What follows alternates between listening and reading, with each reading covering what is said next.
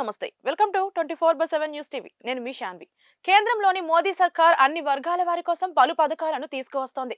ఆడపిల్లల కోసం సుకన్య సమృద్ధి, ఉద్యోగుల కోసం పీపీఎఫ్, సీనియర్ సిటిజన్లకు సీనియర్ సిటిజన్ సేవింగ్ స్కీమ్ చెప్పుకుంటూ పోతే చాలానే ఉన్నాయి. అదే విధంగా మహిళల కోసం కేంద్రం గత ఏడాది బడ్జెట్ సందర్భంగా ఒక ప్రత్యేక స్కీమ్ ను తీసుకువచ్చింది.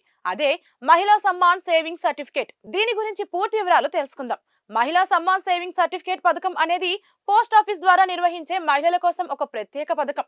మహిళలు తక్కువ వ్యవధిలో పెట్టుబడి పెట్టినా మంచి రాబడులు పొందవచ్చు. వడ్డీ గురించి చెప్పాలంటే ఈ ప్రభుత్వ పథకంలో పెట్టుబడిపై ప్రభుత్వం 7.5% వరకు వడ్డీని అందిస్తుంది. ఇందులో మహిళా పెట్టుబడిదారులు 2 ఏళ్ల పాటు మాత్రమే పెట్టుబడి పెట్టాలి. ఇందులో గరిష్ట పెట్టుబడి పరిమితి 2 లక్షల రూపాయలు. కేంద్రంలోని నరేంద్ర మోదీ ప్రభుత్వం 2023లో దీనిని ప్రారంభించింది. దాని ప్రయోజనాల కారణంగా ఇది తక్కువ వ్యవధిలో పోస్ట్ ఆఫీస్ అత్యంత ప్రజాదరణ పొందిన ప్రాజెక్టులలో ఒకటిగా మారింది.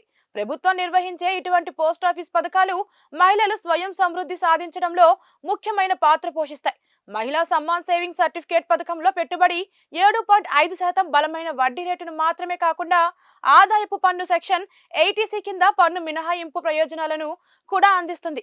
పథకం మరో విశేషం ఏంటంటే 10 సంవత్సరాలు లేదా అంతకంటే తక్కువ వయస్సు ఉన్న బాలికలు కూడా ఖాతాను తీసుకోవచ్చు.